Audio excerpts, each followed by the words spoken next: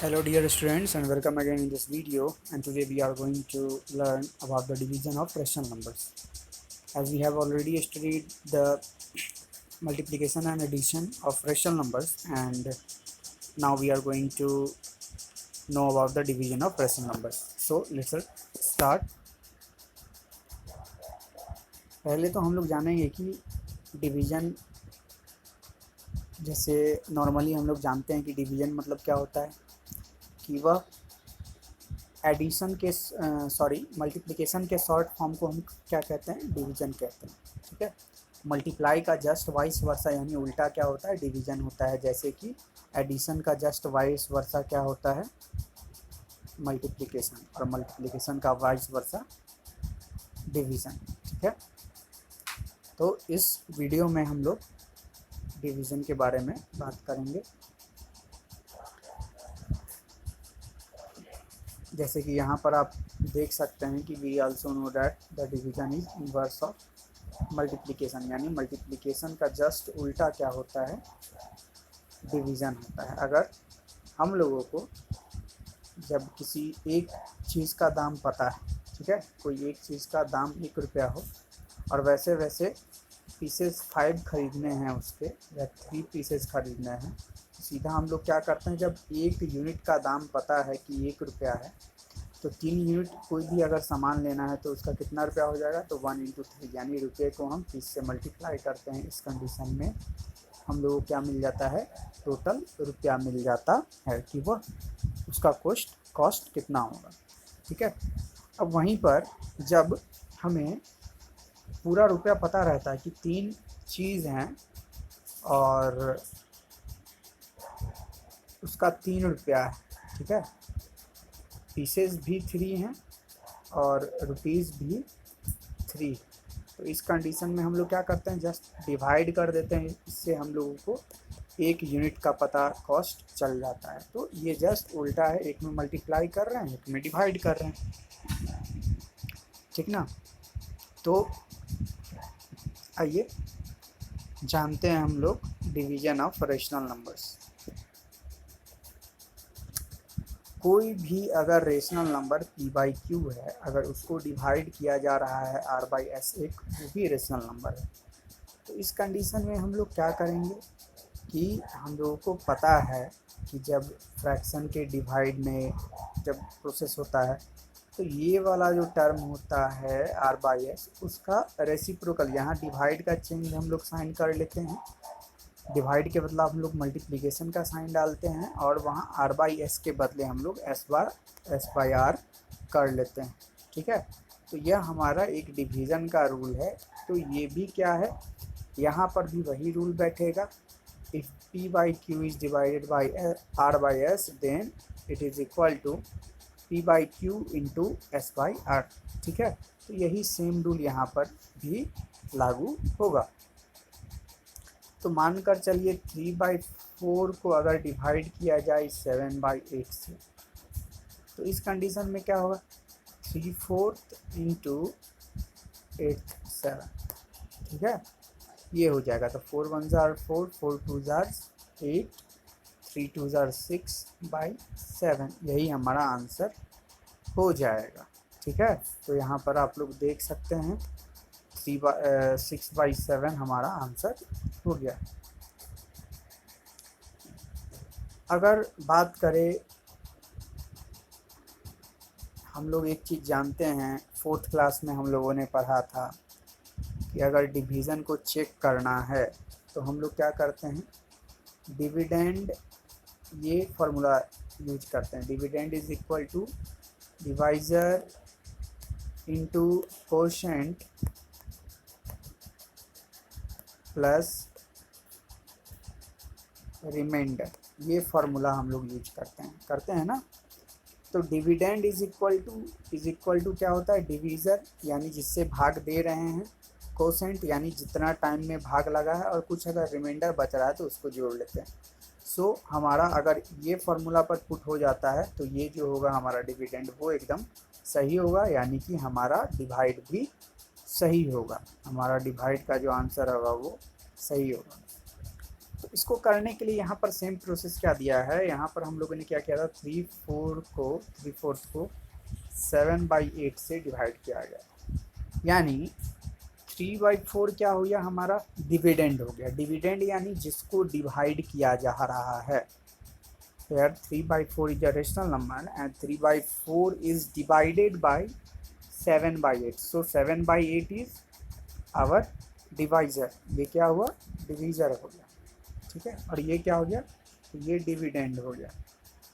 अब जो इसका आंसर आएगा, यानी इसको डिवाइड करके जो आंसर हमारा क्या आया, आंसर हमारा आया था 6/7। तो इसका जो आंसर आया 6/7 वह क्या होगा, वह इसका कोसेंट होगा। यह क्या होगा, कोसेंट होगा। तो if in order to check the divide, whether my divide is correct or not, we must have to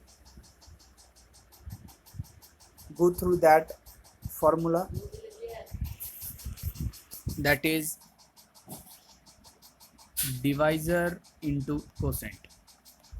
अगर हम लोगों ने इस फॉर्मूला को इस पर अप्लाई कर दिया तो डिवाइज़र क्या आया था हम लोग का, डिवाइज़र था यानी जिससे डिवाइड करना है, तो 7/8 और इंटू कोसेंट, क्योंकि इसमें रिमाइंडर तो है नहीं, तो इंटू कोसेंट क्या आया था 6/7, ठीक है। कोसेंट क्या आया था 6/7, तो 7 से 7 कैंसिल हो गया, 2 3s are 6 and 2 4s are 8, is equal to क्या आ गया, डिविडेंड आ गया। 3/4 था डिविडेंड, तो यहाँ पर 3/4 भी डिविडेंड आ गया, ठीक है, इसको सॉल्व करने पर। सो यहाँ पर आप लोग को ये पता चल गया कि मेरा जो डिवाइड है वो एकदम करेक्ट है, और 3/4 इज डिविडेंड यहाँ दिया गया है, तो यहाँ पर बुक में भी आप लोग देख सकते हैं। And 7/8 is divisor and 6/7 is our quotient. Division same process है, बट इसमें आप लोग को क्या ध्यान रखना है, जहाँ पर प्लस माइनस हो इस तरीक़ा से आप लोग को ध्यान रखना है। जैसे कि -12/5 है, अब -12/5 को किससे डिवाइड करना है, तो 1/5, तो डायरेक्टली डिवाइड का साइन हटाकर मैंने यहाँ पर एक स्टेप आगे कर लिया है, डायरेक्टली 5 से डिवाइड कर देने पर 5 से 5 कट गया, क्या हो गया -12, इसका आंसर आ जाएगा। तो यहाँ पर आप देख सकते हैं जैसा कि -12 इसका क्या है, यहाँ पर आंसर है, ठीक है। हम लोग को पता है कि 0 को अगर किसी भी नंबर से डिवाइड करते हैं तो वह क्या होता है, 0 ही आता है, तो रेशनल नंबर में भी वही प्रोसेस है। आगे देखते हैं example. The product of 2 rational number is -28/81। अब क्या आप लोग को यहाँ ध्यान रखना है कि ऑलरेडी यहाँ 2 नंबर को जब मल्टीप्लाई किया गया है तो उसका प्रोडक्ट आ रहा है -28/81। If one of them is 14/27 then find the other number. अगर उन दोनों में से, यानी जिन दोनों को मल्टीप्लाई करके ये जो प्रोडक्ट निकाला गया है -28/81, तो उन दोनों में से एक नंबर यहाँ आपको बुक में दे दिया गया है कि 14/27 is the first number, then find the second number, ठीक है। तो ऐसे कंडीशन में क्या करते हैं, आप x करके भी बना सकते हैं लीनियर इक्वेशन के तहत। अगर आपको ये नहीं पता है तो आप एक सिंपल सा बात बताइए, अगर 5 × 2 इज़ इक्वल टू 10 होता है, यानी 2 नंबर का प्रोडक्ट क्या हो गया, 10 हो गया। तो अगर अब आपको पूछ रहा है कि किसी 2 नंबर का प्रोडक्ट क्या है, यहाँ पर रेशनल नंबर है लेकिन आपको मैं दूसरा तरीका से बताना चाह रहा हूँ। मान के चलिए 2 नंबर का प्रोडक्ट 10 है, ठीक है। Here the product of 2 numbers is equal to 10 if you have given that you have a number, first number is 2, then find the second।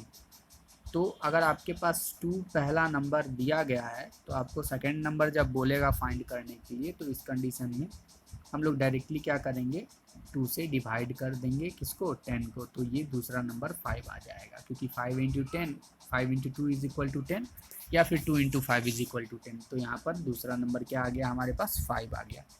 तो इसी तरीका से रेशनल नंबर में भी है। अगर आपको यहाँ प्रोडक्ट दिया जा रहा है तो इससे घबराना नहीं है, एक नंबर यहाँ ऑलरेडी दे चुका है।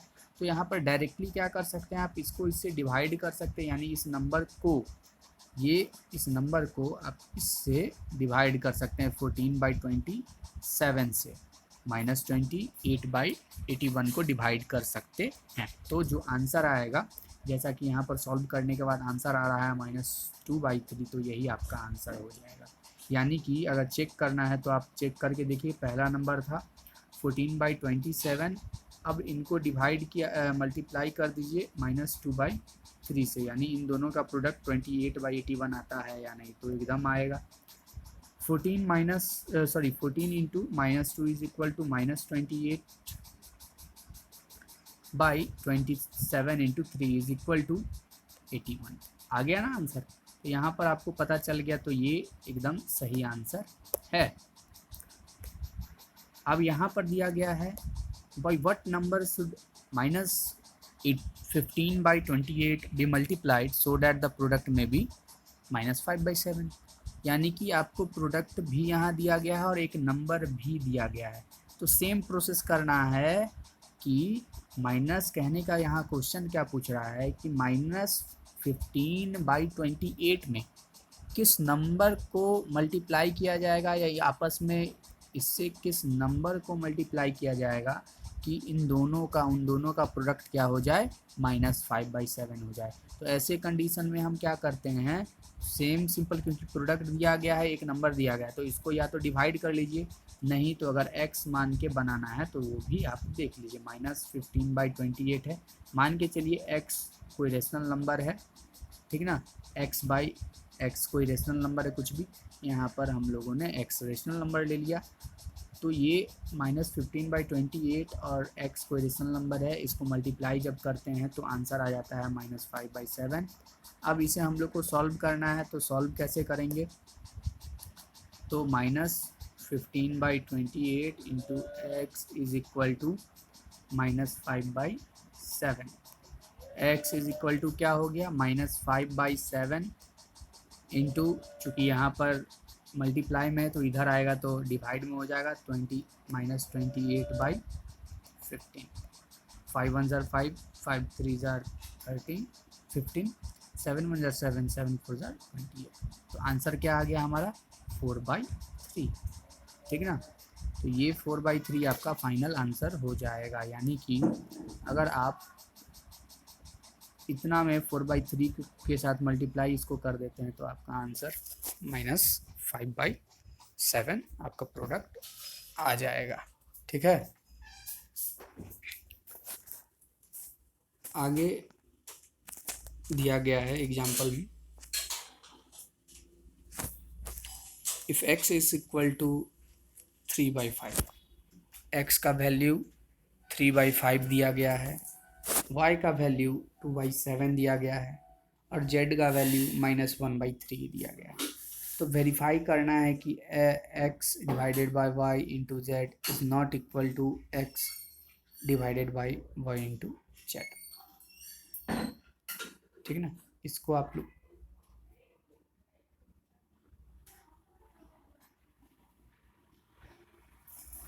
तो ऐसे कंडीशन में आप लोग यहाँ पर वैल्यू देख सकते हैं, पुट कर दीजिए और आसानी से। इज नॉट इक्वल टू दे रहा है, यानी कि दोनों का अलग अलग वैल्यू आना चाहिए। अलग अलग कैसे, तो यहाँ पर आप देख सकते हैं कि यहाँ पर इसको सॉल्व करने पर अलग वैल्यू आएगा, इसको सॉल्व करने पर अलग वैल्यू आएगा, ठीक है। तो एग्जाम्पल देख के इसे आप समझिए। और अगला जो होगा हमारा टॉपिक, वो rational numbers between two rational numbers होगा।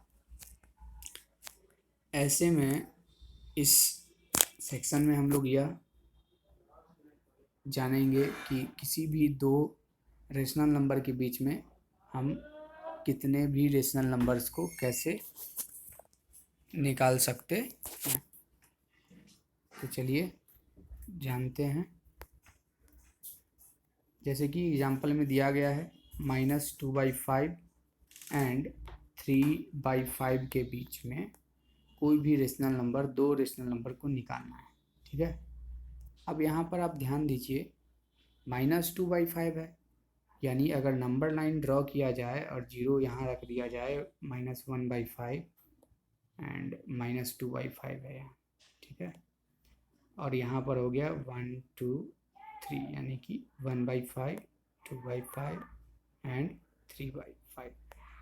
ऐसे कंडीशन में आप देख सकते हैं कि यहाँ पर दो रेशनल नंबर किसके किसके बीच, यहाँ पर -2/5 और 3/5 यहाँ पर है।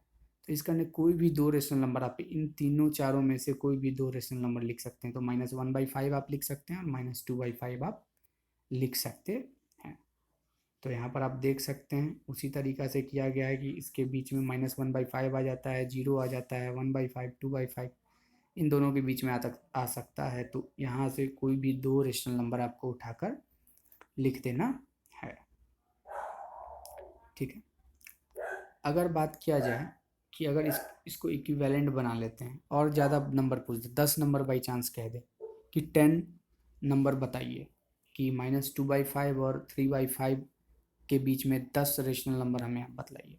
तो इस कंडीशन में क्या है, ऐसे तो भाई 3 ही 4 निकल रहा है, 3 ही 4 रेशनल नंबर निकल रहा है, लेकिन इसको हम क्या करते हैं, इक्विवेलेंट में दोनों को चेंज कर देते हैं। इक्विवेलेंट कैसे करते हैं चलिए देखते हैं। अब हमें 10 करना है, यानी 10 निकालना है, ठीक है ना। तो आप इसे 11 से मल्टीप्लाई कर दीजिए, ऊपर नीचे क्या करना है आपको, 11 से 10 निकालना है तो 11 से कर दीजिए, तो ये आ जाएगा -22/55, ठीक है। अब और 3/5 को अगर आप मल्टीप्लाई करते हैं तो 11 से कर दीजिए इसको भी, तो ये आ जाएगा 33/55। अब देखिए गैप कितना का बढ़ गया, -22 और 33, यानी कि इनके बीच ऑलरेडी लगभग 32 + 21 लगभग 50 रेशनल नंबर्स का गैप हो गया। तो इस कंडीशन में आप इन दोनों के बीच का जो रेशनल नंबर होगा उसको आसानी से आप लिख सकते हैं। अब यहाँ पर देखिए, find a rational number between -2/3 and 1/4। तो इस कंडीशन में सिंपली क्या एक मेथड होता है कि आप इन दोनों को जोड़िए, यानी और उसका आधा कर दीजिए, हाफ ऑफ -2/3 + 1/4, ठीक है। यहाँ डिवाइडेड बाई 2 है, यानी कि हाफ कह रहा है, हाफ कहने का मतलब है कि डिवाइडेड बाई 2। तो इन दोनों का सम को करके और इसको 2 से डिवाइड कर दीजिएगा, तो so the rational number between इतना इज -5/24 आंसर आ जाएगा, ठीक है।